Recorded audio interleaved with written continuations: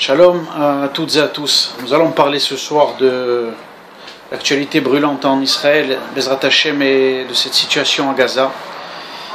Et je vais essayer à mon humble niveau, non seulement de redire des choses très importantes pour ceux qui nous écoutent et encore une fois apporter des éléments par rapport à ce qui s'est passé concrètement à quelques kilomètres de chez nous ici à Ashkelon, et surtout donner finalement peut-être une solution à ce problème, parce que malheureusement on assiste à beaucoup de débats télévisés avec beaucoup d'intervenants, beaucoup d'experts, de spécialistes, et à mon grand regret il n'y a jamais de solution concrète qui est apportée finalement à ce problème qui dure depuis des décennies et qui aujourd'hui nous fatigue, on va dire vraiment, et qui nous use.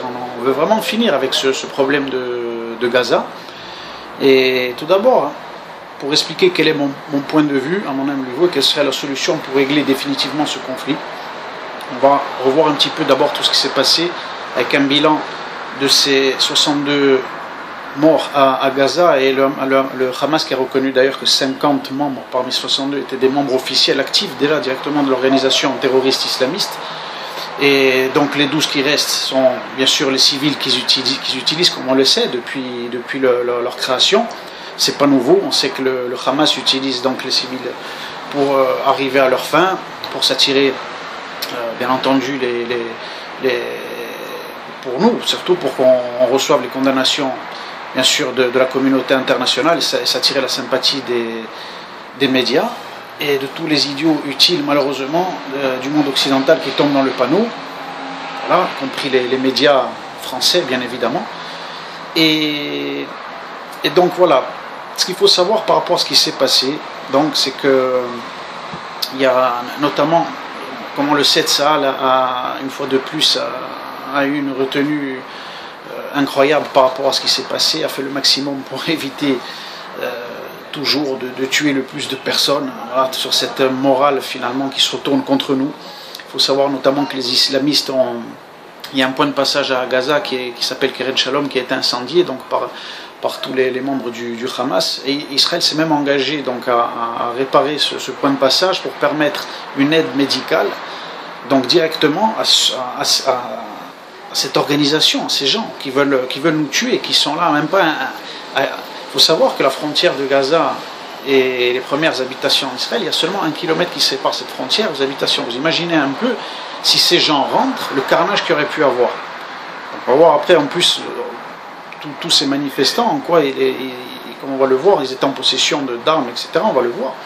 Et donc il faut savoir donc par rapport à ce point de passage que ça, elle était prêt à apporter une aide médicale évidemment à ces gens. Ils l'ont refusé. Pourquoi? Parce que finalement le rapport de blessés, comme on le sait, est toujours grossi bien évidemment, et ils avaient peur que nous on constate véritablement qu'il y a une exagération aussi, comme on le sait, par rapport à ces chiffres qui sont donnés bien évidemment. Et donc le Hamas, on le sait, c'est une organisation de crapules islamistes qui utilise sa population civile comme toujours, comme c'était le cas déjà dans les derniers conflits, où les zones de lancement, voilà, de leurs roquettes étaient au milieu des habitations, au milieu des écoles, dans les hôpitaux, tout ça pour empêcher, essayer surtout une fois que l'armée israélienne devait riposter, de se prendre les accusations de condamnation de l'ONU et du monde en général, voilà, en nous traitant à nous d'assassins, voilà, et de civils, alors que finalement c'est eux depuis des décennies qui prennent la population en otage et qui tuent eux-mêmes leurs enfants. Donc pour apporter un éclairage par rapport à la manifestation en elle-même, il faut savoir que dans ces manifestations qui appelées pacifiques par tous les représentants, notamment Emmanuel Macron, président de la France, qui disait qu'il fallait que finalement que les Gazaouis aient le droit de manifester pacifiquement. Il faut savoir que dans ces manifestations pacifiques appelées par exemple par le président Macron, ces personnes étaient en possession d'explosifs, d'armes à feu, de cerfs-volants en feu. Ils sont très inventifs toujours dans la mort et dans la destruction. Ces gens-là, des cerfs-volants donc avec des cerfs-volants en feu en fait qui une fois qu'ils partent de la bande de Gaza atterrissent sur des terrains en Israël et incendient la terre d'Israël. Une fois de plus, ça prouve à quel point ce faux peuple aime la terre d'Israël, à quel point il y est attaché. On se rappelle notamment les incendies qu'il y a eu il y a quelque temps en Israël, où c'était des Arabes, bien sûr les auteurs. Donc on voit à quel point ils sont attachés à la terre d'Israël. Des pinces coupantes, bien entendu, pour essayer de franchir la frontière et de commettre des attentats directement ici en Israël, et rentrer dans les maisons et tuer et égorger femmes et enfants, comme ils l'ont déjà fait plusieurs fois malheureusement. On se souvient surtout, le massacre que j'ai en tête, c'est la famille Fogiel, bien évidemment. Et des cocktails Molotov, donc des enfants bien sûr en première ligne, ça bien évidemment, des handicapés, donc pour faire bien au niveau des médias, tout ça, et une corde attachée à la clôture. Ils essayaient donc bien sûr de faire sauter. Donc tout ça, voilà la condition un peu de cette manifestation pacifique appelée par la communauté internationale, l'Union européenne et tous les chefs d'État un petit peu partout dans le monde. Donc finalement, voilà, le monde demande à Israël tout simplement d'ouvrir, entrer c'est ouvert, et qu'on laisse rentrer ces gens dans nos maisons, de se faire égorger. Donc c'est vraiment la maladie occidentale, voilà, finalement, tendre l'autre joue, cette maladie qui hante toujours et qui est bien dans les consciences de tous les représentants du monde occidental. Donc il faut accepter de se faire tuer sans broncher. Donc ce n'est pas dans la nature d'Israël, bien évidemment, c'est pas ce qui nous est demandé dans les valeurs que nous avons reçues, puisque dans le Talmud notamment, il est dit que celui qui vient pour te tuer, lève-toi et tue-le avant, bien évidemment, parce que sinon ça ressemble un petit peu à ce que le monde aujourd'hui, par rapport aux différentes menaces et cette passivité que peut avoir le monde occidental par rapport à l'islamisme. Et donc Israël ne veut pas en arriver là, bien évidemment. Donc ça, c'était pour, d'une certaine manière, déjà faire un récapitulatif important. Et parce que finalement, on se demande comment c'est possible et ce que veulent. Finalement, il faudrait que le monde, aujourd'hui, dise clairement, et qu'il n'y ait plus, voilà, de l'hypocrisie. Parce que là, vraiment, c'est fou. Comment aujourd'hui, avec les preuves qu'apporte ça, les données qu'apporte Israël, le monde sait ce qui se passe réellement. Comment des chefs d'État peuvent encore appeler Israël à la retenue ou à condamner Israël? Mais c'est incroyable. Alors, qu'est-ce que veulent finalement certaines nations du monde? Il faut le dire. C'est comme le nucléaire iranien, avec les preuves qu'apporte Israël. Des pays veulent malgré tout conserver cet accord. Donc c'est finalement officieusement vouloir que l'Iran arrive à son terme, c'est-à-dire avoir la bombe atomique, comme le voulait Barack Obama et son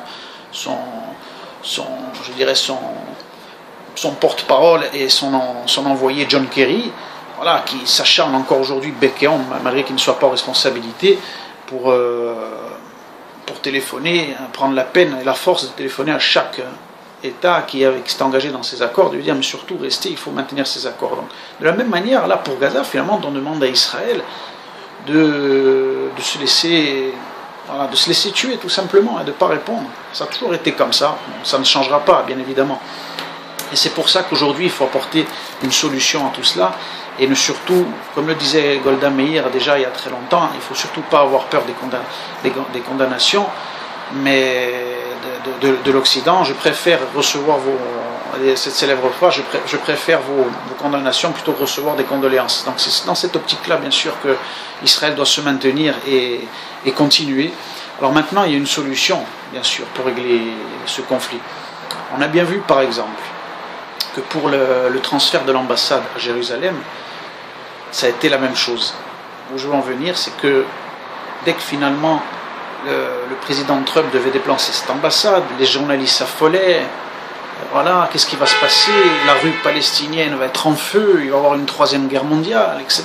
Donc n'importe quoi. Et au final, rien du tout. Les États-Unis ont reconnu tout simplement une vérité historique et éternelle, que le Jérusalem est la capitale du peuple juif. Et donc aujourd'hui, l'ambassade d'Israël est à Jérusalem, dans la capitale d'Israël, tout comme celle du Paraguay, du Guatemala et d'autres pays, vous le verrez aussi, qui comprendront finalement et qui arriveront à comprendre cette vérité et qui transféreront leurs ambassades. Petit à petit, les choses se font. Il ne faut surtout pas avoir peur du monde occidental et qu'est-ce qu'on va en dire, etc. Parce que c'est ça qui, finalement, qui nous pénalise et qui nous a pénalisé aussi à Israël. Depuis pendant des décennies, on a perdu du temps sur beaucoup de choses, on a fait des erreurs en ayant peur finalement des réactions. Alors moi, à mon humble niveau, je vais vous dire tout simplement ce qu'il faut faire pour régler ce problème. On sait qu'Israël s'est retiré de la bande de Gaza en 2005. À l'époque, pourquoi? Malheureusement, dans un fantasme de croire que ça va amener plus de sécurité.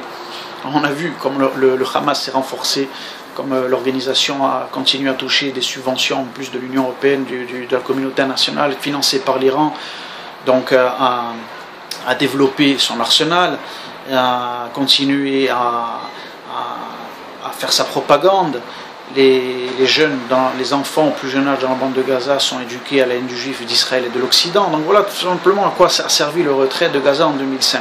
Donc pas de sécurité, puisque au contraire, le Hamas s'est renforcé dans sa structure. Et Israël pensait à l'époque, peut-être par erreur, qu'il devait avoir plus de légitimité au niveau international s'il faisait ça. Pas du tout, pas du tout.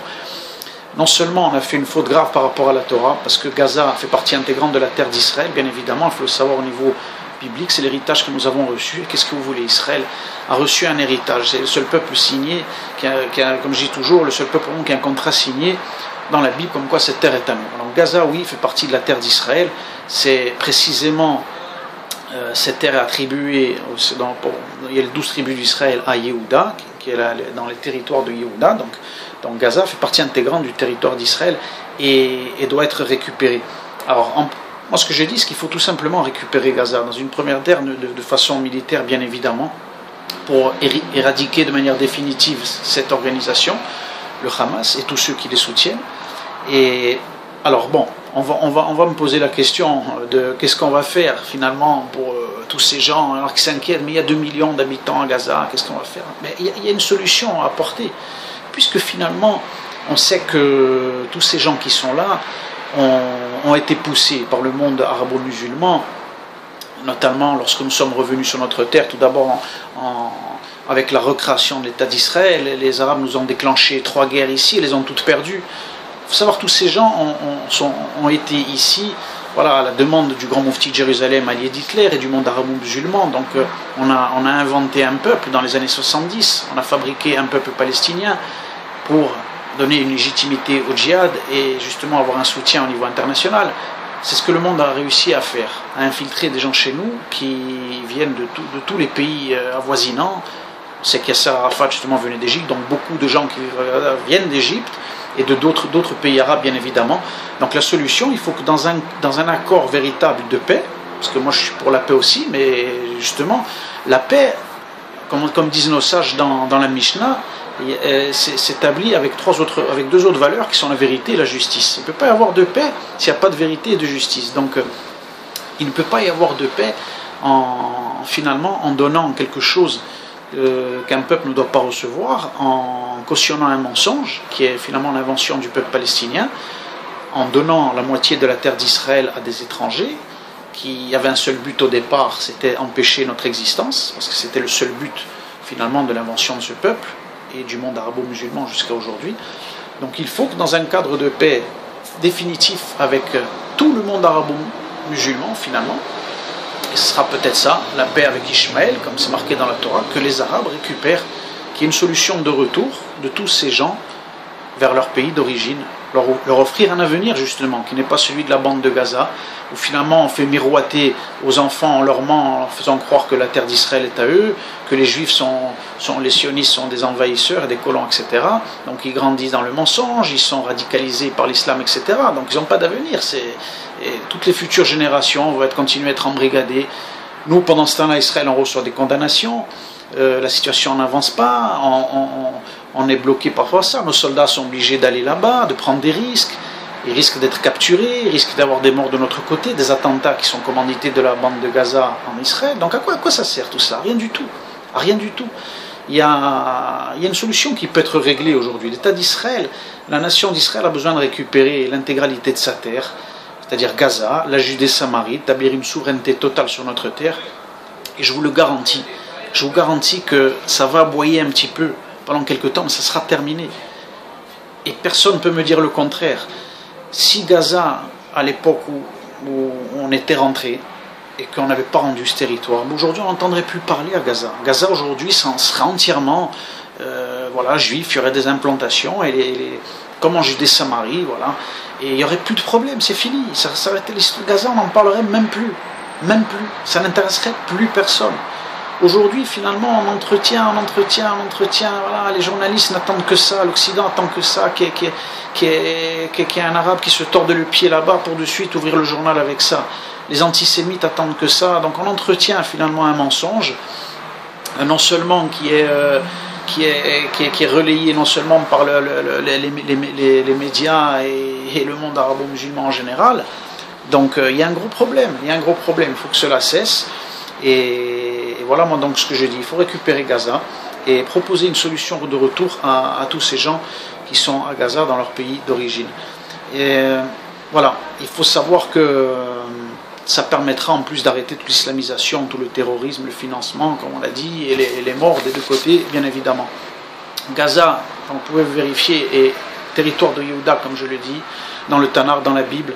On peut trouver des passages explicites dans le livre de Yoshua, de Josué, au chapitre 13, où il nous demandait explicitement de rentrer, de conquérir cette terre qui à l'époque est occupée par les Philistins.